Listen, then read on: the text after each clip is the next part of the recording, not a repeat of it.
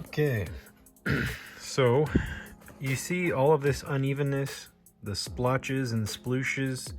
There's some streak lines here. There's a little bit of a curve line there. That's okay. All I'm trying to do is basically create a pattern in the concrete as if it was scraped with a tool, or boards were laid, or it was molded.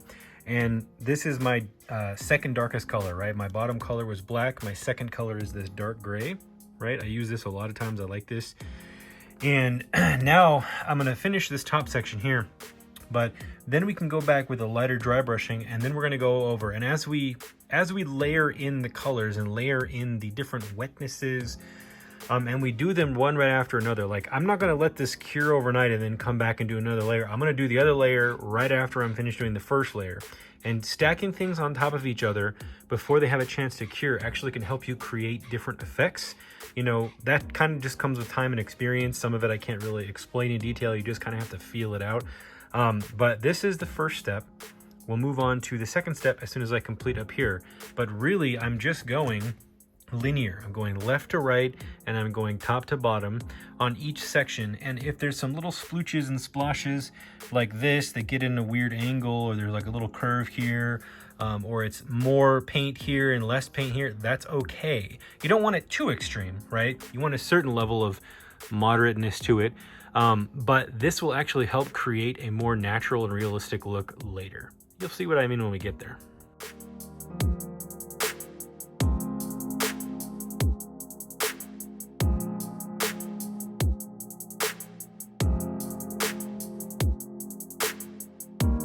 So another thing I wanted to point out that you probably noticed me doing. So down here, I went both directions. Up here, I'm actually going to only go one direction. That's because to create some difference between the shading and texture and eventually how lighting hits these two things, I want them separated because I have all this cool texture, right? We've got different size blocks and chunks and concrete panels and things like that. But if I do it all with exactly the same dry brushing and the exact same colors of paint, it's just going to be a big wall of gray. And sometimes you want that depending on what you're going for. But in this case, I want some differentiation. So on this upper portion, you couldn't necessarily see it, but there is some pink coming through here. That's because I did a thinner black wash on this part, a thicker black wash on this part, and a much denser black wash up here and down here and up here on the top. And so when I apply this dark gray paint to all of it, I'm getting different effects in addition to the different dry brushing effects I'm doing. So I just wanted to mention, on top of what I'm doing, there's other aspect here coming into play.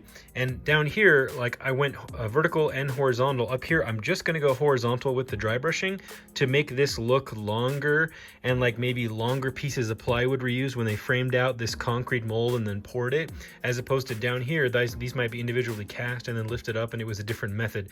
These are types of things you don't consciously think about necessarily when you look at a big concrete and tile wall like this is going to be, but subconsciously, your brain notices when everything is the same, right? When every texture is the same, when every paint job is the same, your brain notices, and then that effective realism starts to disappear. So you want differentiation, you want unevenness in each layer, but by the time you're done stacking those layers on top of each other, you have a completely well-rounded thing. And another thing that I was doing here in the seams, one thing that can really take away from the realism is if I brush across a seam like that. You know, if I have a lot of paint on my brush and I brush across and I get a big bright spot going from one piece to one piece, it's clear that I painted it. But if I start close to the edge or at the edge and then brush over and then drag my paint over, like I've done in a lot of these spaces, like I did, you know, more so over here, then it doesn't look like I painted across two pieces, but I actually separated, and these are individual panels with individual characteristics, and that will help sell the illusion of realism down the road. And so like even up on these top edges, you see this unevenness? I'm going to leave some of that there. I'm not going to try to brush it all out. And I don't know if you saw me, in some instances I actually go in after I brush it on a certain area, like right here, and I rub it with my finger really, really hard before the paint cures or as the paint's drying, and it gives me effect like it was hewn away, or like it's got water that was running on it, or a smooth board was there when the rest of this was cast and the rest of this was a rough board. Those types of uneven things and randomness, like I did it a little bit on this column. I just kind of heated it up with my finger as I did it, and you get a different effect. I can actually show you guys what that looks like here. Let me get some paint on my brush. And this area is not fully brushed out, so if I just smear some wet paint and then I go like this, you see how it mushes it down into the texture and then like heats it up and smears it. It gives it a slightly more, I don't want to say wet look, but smooth look, like that portion of concrete was smoother or cast smoother. So there's all kinds of little things I'm doing as I go here that you can observe, but these are some of the things that go through my head almost subconsciously now, just after doing this a lot. It just kind of comes naturally, and that's what you want to do. There isn't any like magical secret to a lot of this. It's just kind of doing it and realizing the things that you can do more of, do less of, take away from, add to get effects that you want. All right, and you'll see too that I'm gonna probably do washes in different colors. They're not just gonna be black or gray. I might even do some purple, some blue, maybe even some green washes to create different type of sort of atmospheric effects, or like the stone was, if it was stone, excuse me, came from different parts of the world, or the concrete has different mixtures of silica in it or whatever. Those types of things in the manufacturing process or in the cutting process, will affect the mineral content of different types of stone or concrete, and you'll get different colors. And so you want variation. It makes it look a lot more real. So this is just the first dry brushing pass on this wall with one color over the black. And you see with just the directional brushing that I'm doing and the sort of unintentional but intentional spreading of the paint, in an uneven way. Up here, I just did directional. The light's kind of washing it out a little bit. And just down here, I did directional. But here, I did directional 2 ways. And here, I did directional 2 ways. I did more paint in some areas and less paint in others. I did more paint on the fronts of these to make them pop more, and more paint on this front tile. And this has only been about 10 minutes since I first painted it, and it's almost already dry, but not cured. And it already looks like really, really good. I mean, I'm happy with it. I'm not saying, oh, look at my work, but I'm just saying like that looks better than I was hoping it would look actually. And now I'm gonna do, I'm gonna set this aside for a few minutes to make sure that, wait until there's no more wet spots like right there. And when there's no more wet spots, I'm gonna come in with my second dry brushing pass, possibly with 2 different grays. I'm gonna use this granite gray that I love and this dolphin gray. And I'm probably gonna separate them. I'm probably gonna do the granite gray on this concrete swath here, and maybe these, and then I'm gonna do the dolphin gray like on the bottom tiles in here. I mean, I don't know, we'll see when I do it. And then what I might do is like a purple wash down here, and then my black wash over the rest of it after that purple wash dries, just to get a different tone in the sort of concrete gray tonality of it. All right, so let's do that.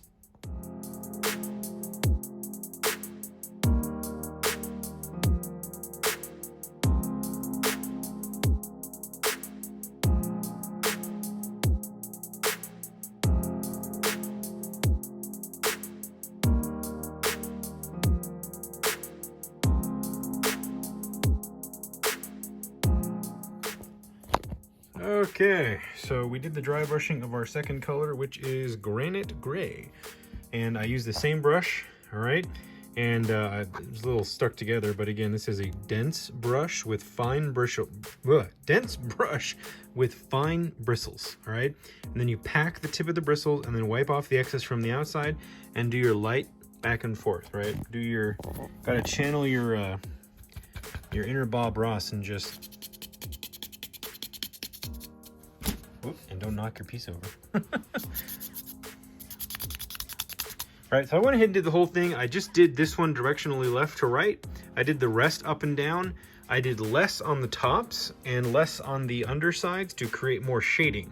Alright, I don't know if you can kind of tell that I did that, but I brushed front ways and then straight up and down so as not to specifically get up and under here, so that it creates sort of a shadow in the lighting, as well as down. I did less on this top edge. You can kind of see that as I did everywhere else, and I less under this edge and I didn't focus too much on the in-between here of these sort of concrete tiles. And so when I go over it with washes and things like that, it'll help create the ups and downs, the highlights and the lowlights. This camera is actually making the colors look way more high contrast than they are, by the way. So let me get in closer here. It's making them look a little bit more high contrast than they really are. But when I tone it all down and I take it out into the sun and do some final images with it, which you've probably seen in the thumbnail of this video, it's gonna look a lot more evenly toned. Like in the camera, this looks way, that looks way brighter than it is to the eye in real life. So, but rest assured, it'll blend out and look a lot more even when I'm done.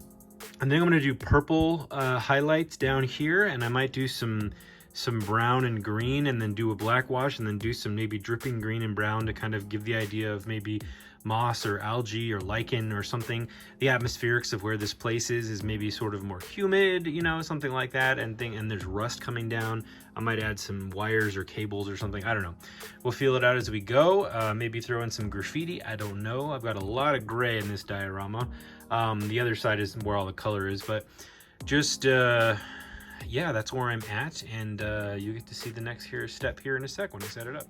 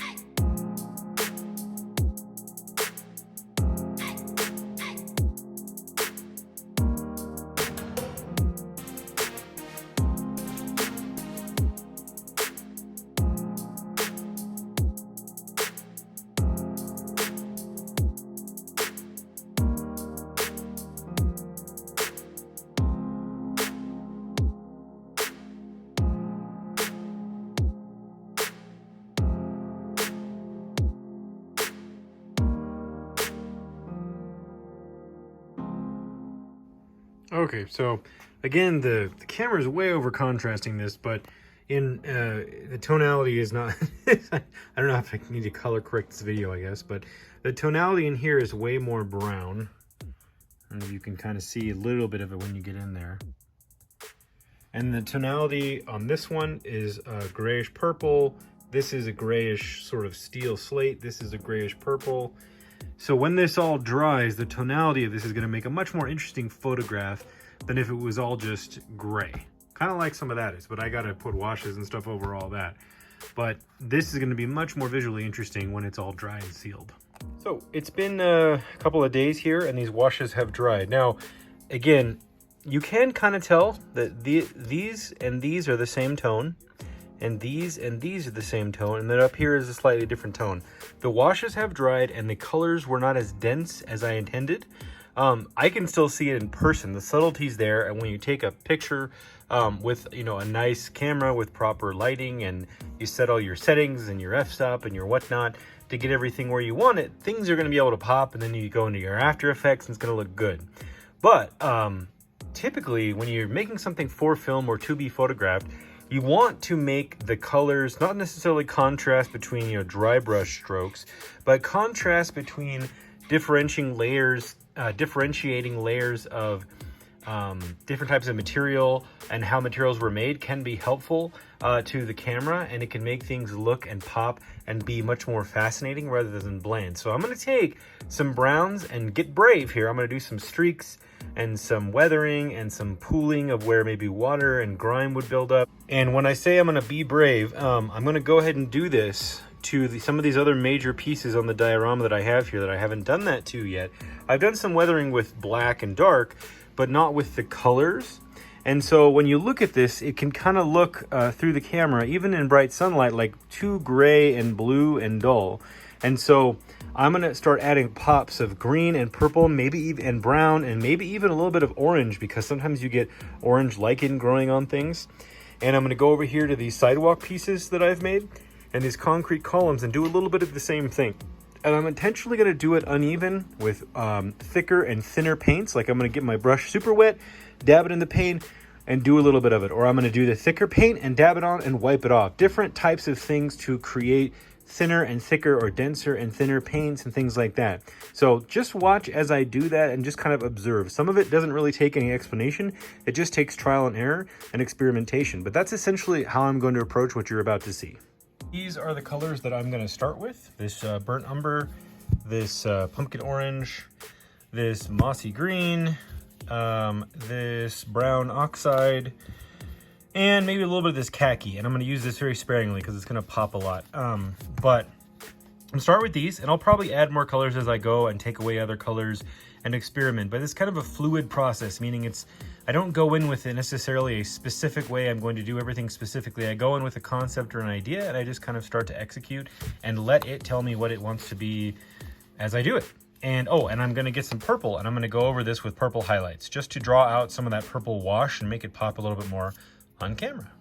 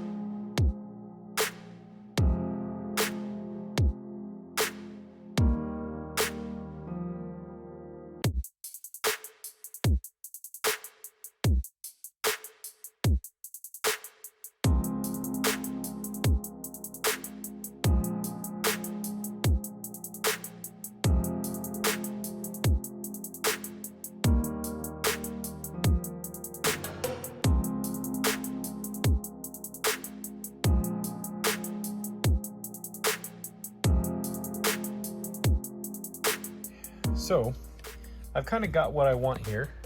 Now I think on camera you can see it. I've over highlighted everything. So I've got browner browns, purplers, and I did green like algae and weathering and moss and whatever. Now when this dries, all this brightness is going to tone way down, right? The purple will probably be a little bit more prevalent, but I want that. I think once it's lit and you do certain angles on it, and like you get a sharp angle in here and stuff, and you put characters in front of it, it's going to be really pretty. So, yeah, so trust me on this one. I do this all the time. Every time I've done an alley, I've done some type of highlighted thing like this. We don't want these big drips, by the way. If you get those, you want to dab those off or streak them down, because those will dry and they'll look out of scale. This pooling here, where you get this, leave it. Just leave it. It'll look awesome when it dries.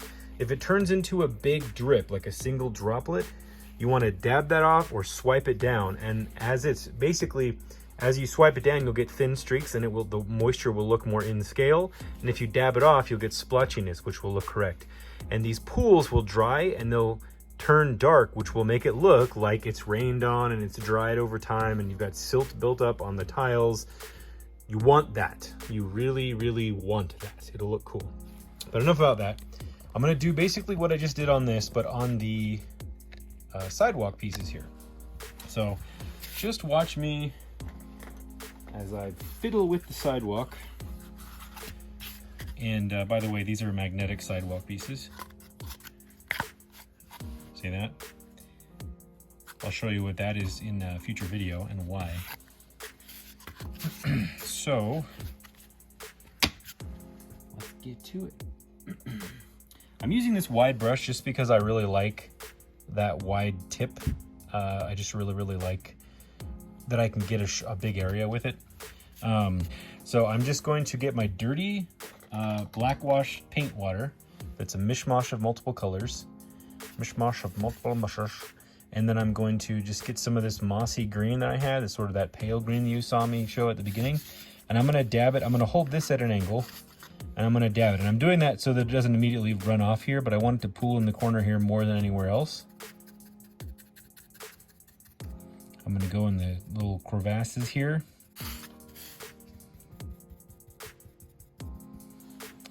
And not too much. I'm gonna let it, see how it's pooling over there? If I let that dry, that would actually look cool, but it would make the whole environment look really wet. And I'm going to, I don't want the environment to look that wet. I'm not going for a super wet environment.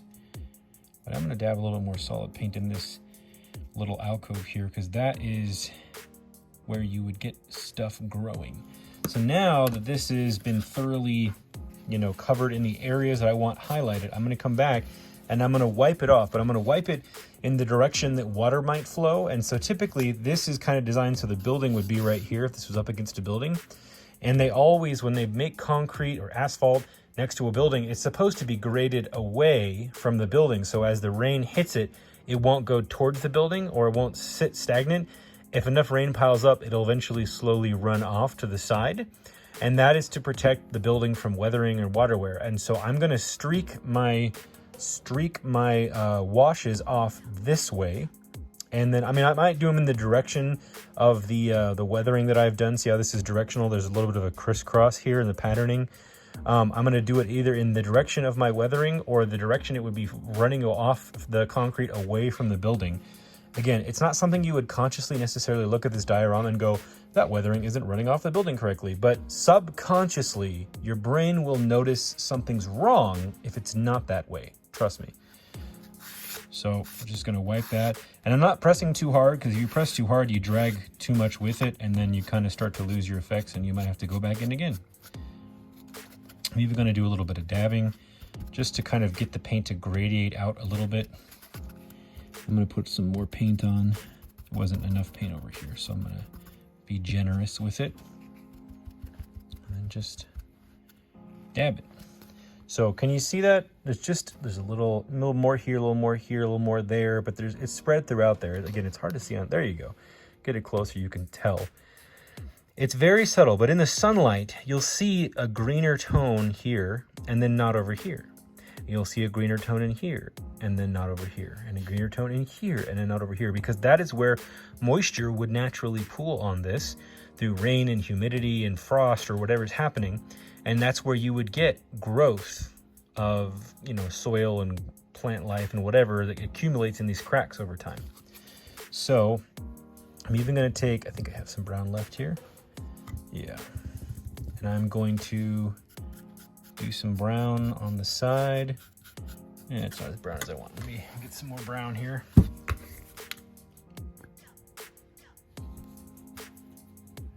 And I'm gonna use a very wet brush. Sorry, you guys can't see that. I'm getting the brush wet in black paint water, and then I'm just smearing some of the brown in, so it's not direct. And you'll just see, should see some of the brown go on here. Yeah, there you go. See that?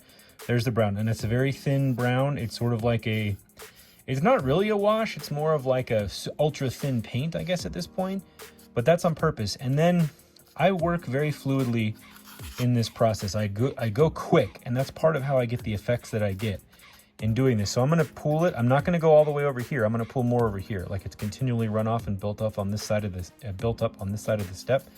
The water would have fallen down this way, right? It would have fallen. I'm going to go up from here because I can't go down from the top because my brush will hit the step, right?